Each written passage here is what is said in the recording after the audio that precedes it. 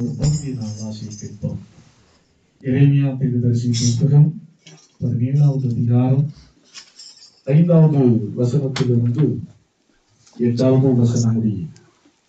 எரேமியா தீர்க்கதரிசி புத்தகம் 17வது அதிகாரம் 5 முதல் 8 முடிய உள்ள வசனங்கள் ஒருவர் வாசிக்கும்படி அன்போடு. மனுஷன் மேல் நம்பிக்கை வைத்து மாமிசமானதை தன் புயல் பலம் ஆக்கி கொண்டு கர்த்தரை விட்டு விலகிற இருதயம் உள்ள மனுஷன் சபிக்கப்பட்டவன் என்று கர்த்தர் சொல்லுகிறார். அவன் அந்தர வெளியிலே கரளையாய் போன செடியை போலிருந்து நன்மை வருகிறதை காணாமல் வனாந்தரத்தின் வறட்சியான இடங்களிலும் குடியில்லாத ஊர் நிலத்திலும் தங்குவான். கர்த்தர் மேல் நம்பிக்கை வைத்து கர்த்தரை தன் நம்பிக்கையாக கொண்டிருக்கிற மனுஷன் பாக்கியவான். அவன் தண்ணீர் அண்டையிலே நாட்டப்பட்டது கால்வாய் ஓரமாக தன் வேர்களை விடுகிறதும் உஷ்ணமும் வருகிறதை காணாமல் இலை பச்சையுமாயிருக்கிறதும் மலை தாழ்ச்சியான வருஷத்திலும் வருத்தமின்றி தப்பாமல் கனி கொடுக்கிறதுமான மரத்தை போல் இருப்பான். ஆமென். இரு வார்த்தைகளை வாசித்து கேட்ட நாம் நம்முடைய விசுவாசத்தை தூய அப்போஸ்தல விசுவாச பிரமாணம் மூலம் பயபக்தியோடு நாம் அறிக்கை செய்வோம். பரலோகத்தையும் உலகத்தையும் படைத்த சர்வலோகமாய் விசுவாசிக்கிறேன். அவருடைய ஒரே பேரான குமாரன் நம்முடைய ஆண்டவராகிய இயேசு கிறிஸ்துவை விசுவாசிக்கிறேன். இவர் பரிசுத்த ஆவியினால் கற்பத்தில் உட்படுத்தி கன்னிமரியாதை பிறந்து ஒன்றில்லாத பாடுபட்டு சிலுவையில் மரித்தடக்கப்பட்டார். பாதாளத்தில் இறங்கி 3ஆம் நாள் மரித்தோடு உயிர்த்தெழுந்தார். பரத்திகளில் சர்வலோகமாகிய கடவுளை வலுவாசித்திருக்கிறார். அவர் துணியோரை மரித்தோரை நியாயமிக்க வருவார். பரிசுத்த ஆவியானவரை விசுவாசிக்கிறேன். பொதுவான பரிசுத்த சபையும் பரிசுத்த ஐக்கியமும் பாவமன்னிப்பும் சரீர உயிர்த்தெழுதலும் நித்திய ஜீவனும் விசுவாசிக்கிறேன். ஆமென். மீண்டும் கடவுளுடைய திருப்பெயரை போற்ற 600வது பாடல். தேவனுக்கே மகிமை, தெய்வத்திற்கே மகிமை, தேடி வந்து மீட்டவரே உமக்கே மகிமை என்ற பாடல் 600வது பாடல். தேவனுக்கே மகிமை, தெய்வத்துக்கே மகிமை, தேவனுக்கே மகிமை, தெய்வத்துக்கே மகிமை,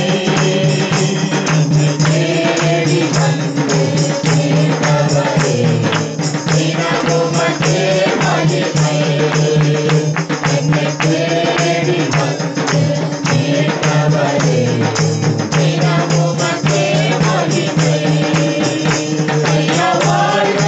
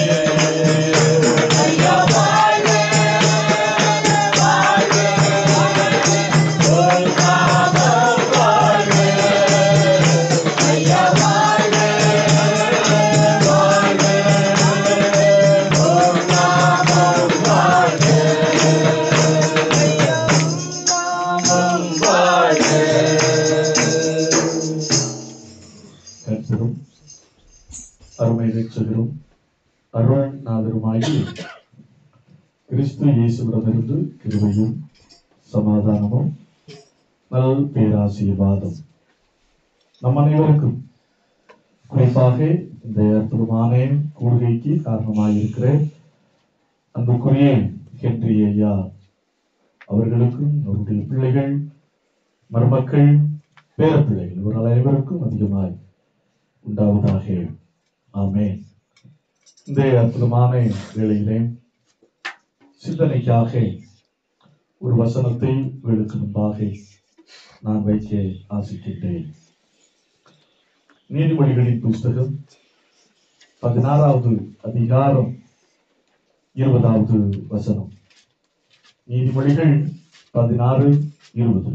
விவேகத்துடன் காரியத்தை நடப்பிக்கிறவன் நன்மை பெறுவான். விவேகத்துடன் காரியத்தை நடப்பிக்கிறவன் நன்மை பெறுவான். கர்த்தரை நம்புகிறவன் பாக்கியவான். கர்த்தரை நம்புகிறவன் பாக்கியவான். கர்த்தரை நம்புகிறவன் பாக்கியவான். ஜெபிப்போம். தம்முடைய வார்த்தைகளை கொண்டு எங்களை வாழ்வித்துக் கொண்டிருக்கின்ற எங்கள் வாழ்வின் நாயகராகிய அன்பின் கர்த்தாவே, இந்த அற்புதமான நாளின் இரவு வேளைக்காக நன்றியோடு ஸ்தோத்திரிக்கிறோம். தர்மையான ராத்திரி வேளையிலே நீர் தந்தே இந்த அற்புதமான கூறுகைக்காக நன்றி. உம்மை பாடி போற்றேன், துதித்து மகிமைப்படுத்தேன். ஆண்டவர் தந்தை கிருபைக்காக நாங்கள் உம்மை ஸ்தோத்திரிக்கிறோம்.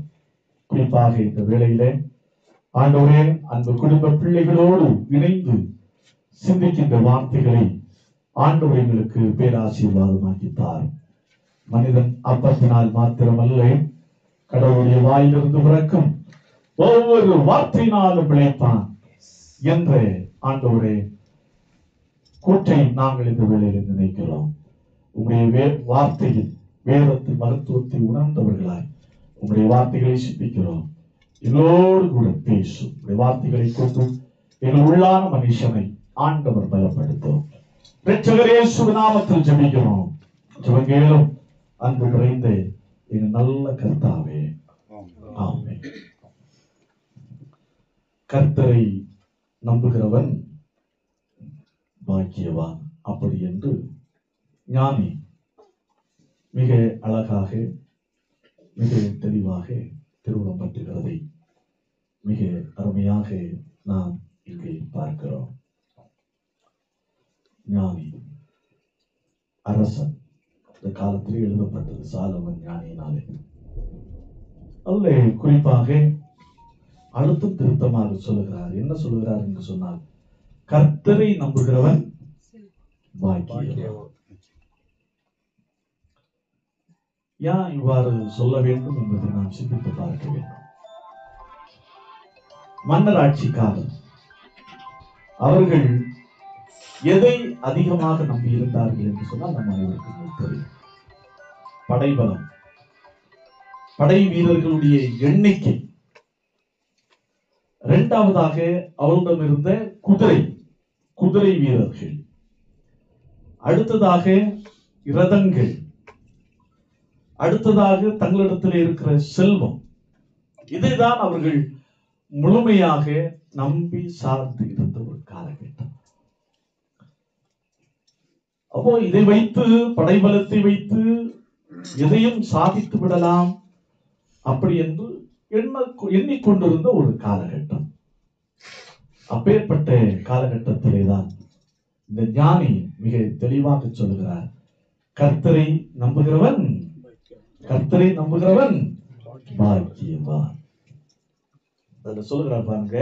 அதுக்கு முன்னாடி ஒரு காரியத்தை சொல்லுகிறார், விவேகத்துடன் காரியத்தை நடப்பிக்கிறவன் நன்மை பெறுவான்.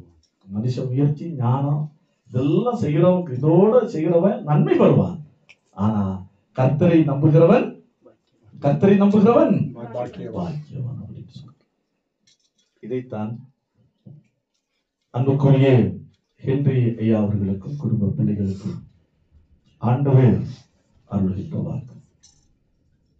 அப்படி என்று சொன்னால் ஒரு கேள்வி எழுகிறது, என்னையா அப்போ நாங்கள் கடவுளை நம்பாமலா வாழ்ந்துட்டு இருக்கிறோம்? கடவுளை நம்பிதானே நாங்கள் கோயிலுக்கு வரோம், கடவுளை நம்பிதானே ஆராதிக்கிற, கடவுளை நம்பிதானே ஊழியம் செய்கிறோம், கடவுளை நம்பிதானே பிறருக்காக எல்லாம் ஜெபம் செய்கிறோம் அப்படின்ட்டு ஒரு கேள்வி எழத்தான் செய்கிறது. கடவுளுடைய வாழ்க்கையிலே மகத்துவமான செயல்களை காண அனுபவிக்க நம்முடைய நம்பிக்கையின் ஆழம் என்ன செய்து கொண்டே போக வேண்டும், அதிகரித்துக் கொண்டே போக வேண்டும்.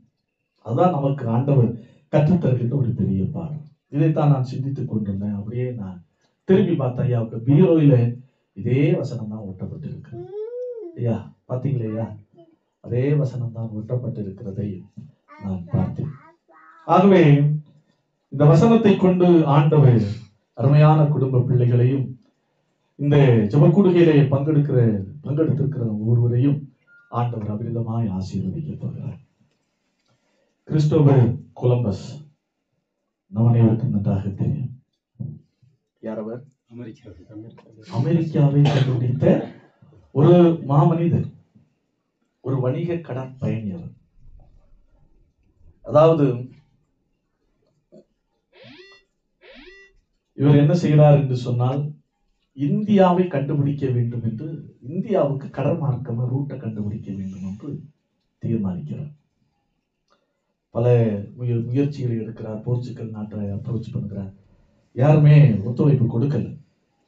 ஆனா ஸ்பெயின் நாட்டினுடைய ராணி ஸ்பான்சர் பண்ண முன் வருகிறார். ஓகேப்பா, நீ இந்தியாவுக்கான ரூட்டை நீ என்ன செய்ய கண்டுபிடி அப்படின்னு சொல்லி ஓகே. அப்ப ஸ்பான்சர் ரெடி ஆயிடுச்சு. இனி பயணம் செய்ய வேண்டும். எத்தனை கப்பலிலே பயணிக்கிறார்கள் என்று சொன்னால் 3 கப்பலிலே பயணிக்கிறார்கள். சாந்த மரியா, நினா, பிண்டா என்ற 3 கப்பலிலே கிட்டத்தட்ட 100க்கும் மேற்பட்டவர்கள் பயணிக்கிறார்கள். எதை கண்டுபிடிக்க? இந்தியாவுக்கு ரூட்டை கண்டுபிடிக்க, இந்தியாவை கண்டுபிடிக்க அவர்கள் புறப்படுகிறார்கள். ஏன்னா இந்தியாவில் அன்றைக்கு மிளகு, இது போன்ற இந்த வாசனை திரவியங்கள், ஏலக்காய், இது போன்ற பொருட்கள் எல்லாம் அன்றைக்கு அதிகமாக கிடைக்கப்பெற்று அரபியர்கள் தான் இதை வியாபாரம் செய்து கொண்டிருந்தார்கள். ஆகையினால ஐரோப்பாவில் வந்து நாம கண்டுபிடிக்க வேண்டும் என்று இந்த கொலம்பஸுக்கு ரொம்ப ஆசை. ஆகையினால அவர் என்ன செய்யறார், கிளம்புகிறார். 1 வாரம் ஆகிறது, 2 வாரம் ஆகிறது, 3 வாரம் ஆகிறது. கப்பல் எந்த திசையில போய்கொண்டிருக்கிறது என்றே தெரியாது. கிட்டத்தட்ட 1 மாசம் 2 மாசம் என்று போய்கொண்டே இருக்கிறது. ஆனா இவர் மனம் தளரவில்லை. ஆனால் கப்பலிலே இவருக்கு உதவிக்காக, ஒத்தாசைக்காக, பாதுகாப்புக்காக ஸ்பெயின் நாட்டால் அனுப்பப்பட்டவர்கள் சோர்ந்து போனார்கள். இவன் சரியான பைத்தியக்காரன், இவனை நம்பி நாம என்ன செய்துட்டோம், நாம வந்துட்டோம். இனி கப்பலிலே போதுமான உணவு கூட இல்லை. இப்படி போனால் எப்படி உயிரோடு நிச்சயமாய் திரும்ப முடியாது. மனைவி பிள்ளைகளை என்ன செய்ய முடியாது, பார்க்க முடியாது. நெருக்கடியை கொடுக்கிறார்கள் கிறிஸ்டோபர் கொலம்பஸ்.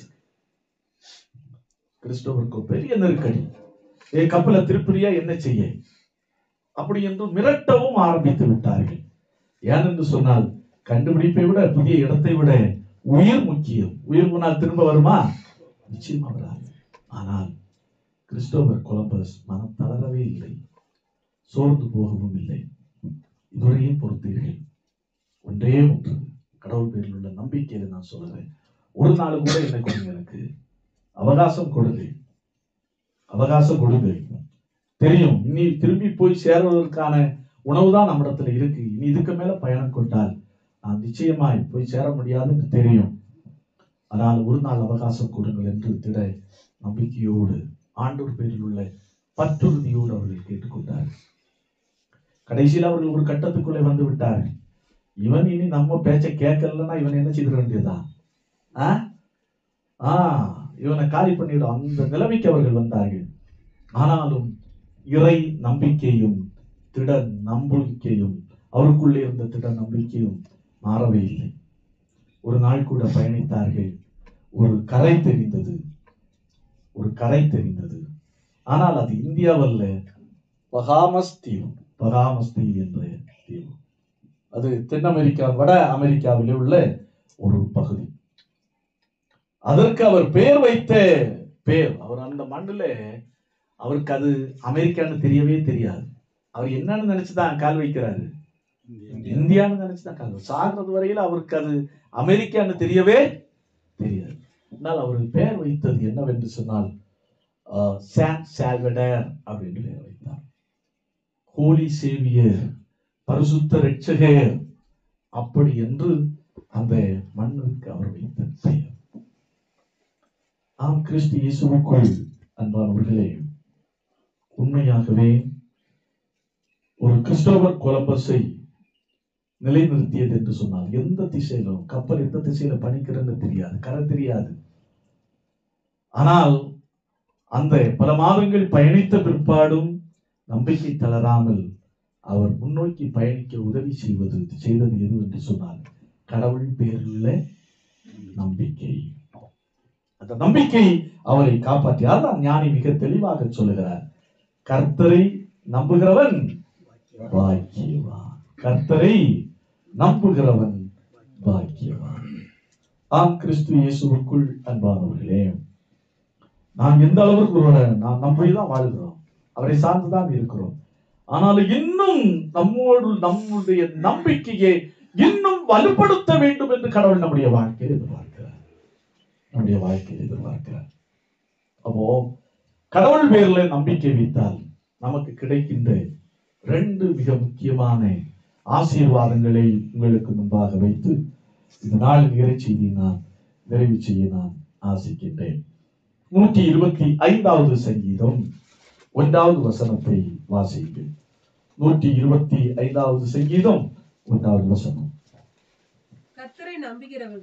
கர்த்தரை நம்புகிறவர்கள் என்றென்றைக்கும் அசையாமல் நிலைத்திருக்கும் சீயோன் பர்வதத்தை போல் இருப்பார். சீயோன் பர்வதம் எதற்கு இங்கே உருவகமாக சங்கீதக்காரன் பயன்படுத்துகிறான் என்று சொன்னால், உறுதித்தன்மைக்கு பயன்படுத்துகிறான். சீயோன் பர்வதம் ஒரு மகத்துவமான பர்வதம், இஸ்ரவேல் மக்களுடைய நம்பிக்கையின் பர்வதம் தான். எருசலேம் பர்வதங்கள் எருசலேமை சுற்றிலும் இருக்குமா போல கர்த்தர் இது முதல் கொண்டு என்றைக்கு தம்முடைய ஜனத்தை சுற்றிலும் இருக்கிறார். இங்கு சொல்கிறார், கர்த்தரை நம்புகிறவன் சீயோன் பர்வதத்தை போல் எப்படி இருப்பான்? அசையாமல் இருப்பான். அப்படின்னு சொன்னா என்ன அர்த்தம்? அதாவது மழை வரும், காற்று வரும், புயல் வரும், எது வந்தாலும் பர்வதம் என்ன செய்யாது? என்ன செய்யாது? செய்யாது. வயநாட்டுல ஒரு அசைவு உண்டாயிற்று. ஆனா ஆண்டவர் சொல்லுகிறார், இந்த சீயோன் பர்வதத்துக்கு என்ன வந்தது? சீயோன் பர்வதம் போல இருப்பார். மழை வந்தாலும், காற்று வந்தாலும், நிலச்சரிவு வந்தாலும், புயல் வந்தாலும் என்ன செய்வதில்லை? அசைவு ஏற்படுவதில்லை. அதே போலதான் இந்த ஆண்டவரை நம்புகிறவர்கள் அந்த பர்வதத்தை போல் இருப்பார்கள். சோதனை காற்று வீசலாம், துன்பம் என்ற மழை பெய்யலாம், இடர்பாடு என்ற நிலைச்சரிவு ஏற்படலாம், இப்படிப்பட்ட அதாவது வேதனை என்ற புயல் வாழ்க்கை மோதி அடிக்கலாம். இவைகள் எல்லாம் ஏற்பட்டாலும் என்ன செய்ய முடியாது? அசைக்க முடியாது. வாழ்வை அசைக்க முடியாது. ஏனென்று சொன்னால், அவன் எப்படி இருக்கிறான்? அவன் எப்படிப்பட்டவன்? கர்த்தரை நம்பி இருக்கிறான். ஆகினாலேதான் சங்கீதக்காரன் மிக தெளிவாக சொல்கிறான், கர்த்தரை நம்புகிறவன் எப்படி இருப்பான்? சீயோன் பர்வதத்தை போல் இருப்பான். அவன் தசைகள் தளரக்கூடும், ஆனால் நம்பிக்கை என்ன செய்யாது? தசைகள் தளரலாம், ஆனா நம்பிக்கை என்ன செய்யக்கூடாது? தளரவே கூடாது. அதான் இதன் மூலம் நாம் கற்றுக்கொள்கின்ற ஒரு மிக முக்கியமான காரியம். ஆகவே உறுதியான ஒரு வாழ்க்கை, ஆண்டவர் பேரில் உள்ள நம்பிக்கையிலே நாம் இன்னும் பலப்படுகின்ற போது, வலுவடைகின்ற போது, நம்பிக்கையிலே நாம் பெறுகின்ற போது, நாம் இன்னும் நம்முடைய வாழ்க்கையில உறுதியாக இருப்போம். சோதனை காற்று, துன்பம் காற்று, பிரச்சனை என்ற காற்று வியாதி என்ற காற்று நம்மை மோதி அடித்தாலும் எதுவும் நம்ம என்ன செய்வதில்லை, பதம் பார்ப்பதில்லை, எதுவும் நம்மை அசைக்க முடியாது. ஆகையினால் இரண்டாவது ஒரு காரியம் 28வது சங்கீதம் 25வது வசனத்தை வாசியுங்கள். 28வது சங்கீதம் 25வது வசனம்.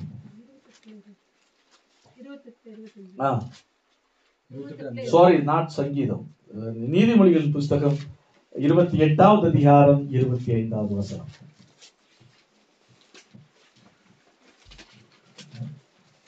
28, 25. பெருநெஞ்சன் வழக்கை கொழுகிறான், கர்த்தரை நம்புகிறவனோ செழிப்பான். கர்த்தரை நம்புகிறவனோ செழிப்பான். செழிப்பான். கர்த்தரை நம்புகிறவனோ செழிப்பான். முதலாவது, கடவுளை நம்புகிறவன் வாழ்க்கையில் எல்லா சூழ்நிலையிலும் உறுதியாக இருப்பான், பின்வாங்கி போகவே மாட்டான். இரண்டாவது, கர்த்தரை நம்புகிறவன் செழிப்பான். செழிப்பான். செழிப்பு உண்டாகும் நம்முடைய வாழ்க்கையில. இன்றைக்கு வாசித்து கேட்ட பகுதி எரேமியா தீர்க்கதரிசியின் புஸ்தகம் 17வது அதிகாரம் 5 முதல் 8 முடியுள்ள வசனங்கள். யூதா கடவுளுடைய ஜனம், அதுல அவர்கள் வாழ்க்கையில் கொஞ்சம் அப்படியே தடுமாறிட்டாங்க. எப்படி தடுமாறினாங்கன்னா, அவர்களுக்கு நம்பிக்கையில வேற மாற்று நம்பிக்கை வந்து விட்டது. ஆகையினாலே கடவுள் தீர்க்கன் எரேமியாவை கொண்டு எச்சரிக்கிறார் யூத மக்களை. மனுஷன் மேல் நம்பிக்கை வைத்து மாம்சமானதை தன் புயபலமாக்கி கொள்ளுகிற மனுஷன் சபிக்கப்பட்டவன். ஆனா அடுத்து சொல்லுகிறார் பின்னொரு வசனங்களிலே, கர்த்தரை நம்புகிறவனோ என்ன செய்வான்? நம்பிக்கை வைத்து கர்த்தரை தன் நம்பிக்கையாக கொண்டிருக்கிற மனுஷன் பாக்கியவான். பாக்கியவான் என்று சொல்லிவிட்டு அடுத்து சொல்லுகிறார், அவனுடைய வாழ்க்கை எப்படி இருக்கும்? தண்ணீர்கள் அண்டையில் நாட்டப்பட்டதும் கால்வாய் ஓரமாய் தன் வேர்களை விடுகிறதும் உஷ்ணம் வருகிறதை காணாமல் இலை பச்சையாய் இருக்கிறதும் மழை தாட்சியான வருஷத்தில் வருத்தமின்றி தப்பாமல் மரத்தை போல. ஆத்தங்கரை ஓரம், ஏரிக்கரை ஓரம், இதுல இருக்கிற தென்னை மரங்களை நீங்க பாத்தீங்கன்னா தெரியும், வித்தியாசம் தெரியும். ஆத்தங்கரை ஓரத்திலே, இந்த ஏரிக்கரை ஓரத்துல இருக்கிற தென்னை மரம் எல்லாம் மேல பார்த்தானா பார்த்தாலே தெரியும், குலையா என்ன இருக்கும்? தேங்காய் இருக்கும். குலையாக தேங்காய் இருக்கிறதை பார்க்க முடியும். செழிப்பு. ஆனா வறட்சியான பகுதியில் இருக்கிற தென்னை மரம், தண்ணீர் கிடைக்காத இடத்திலே வளர்கின்ற தென்னை மரத்தை பார்த்தீங்கன்னா அதுல இருக்கிற காய்கள் எப்படி இருக்கும்? நொஞ்சு போய் நொடிந்து போய் இருக்கும். நீங்க அதான் பாருங்க, சில பொள்ளாச்சி தேங்காய், கன்னியாகுமரி தேங்காய் இதெல்லாம் கொஞ்சம் எப்படி இருக்கும்? செழிப்பா, ரொம்ப பெருசா இருக்கு. காய்கள் எல்லாம் ரொம்ப பெருசா இருக்கும். ஏன் பெருசா இருக்கு? தண்ணி ஓரத்துல தான் சொல்லுறேன். தண்ணீர் இல்லாத அடுத்த ஒரு காரியத்தை சொல்லுகிறார். கர்த்தரை நம்புகிறவனுடைய காரியம் எப்படி இருக்குன்னா, அதாவது மழை இல்லாத காலத்திலும் வருத்தமின்றி தப்பாமல் கனி கொடுக்கிறதுமான மரத்தை போல இருப்பான். வாழ்வு எப்போதுமே செழிப்பு நிறைந்ததாக இருக்கும். ஆம், கிறிஸ்து இயேசுவுக்குள் அன்பானவர்களே, நம்முடைய வாழ்க்கையை நாம் சீர்தூக்கி பார்ப்போம். நம்முடைய வாழ்க்கையை நாம் ஆராய்ந்து பார்ப்போம். நம்முடைய நம்பிக்கை இதன் மேல் இருக்கிறது. யாரை சார்ந்திருக்கிறோம்? அதான் தாவீது மிக அருமையாக சொல்லுகிறார்.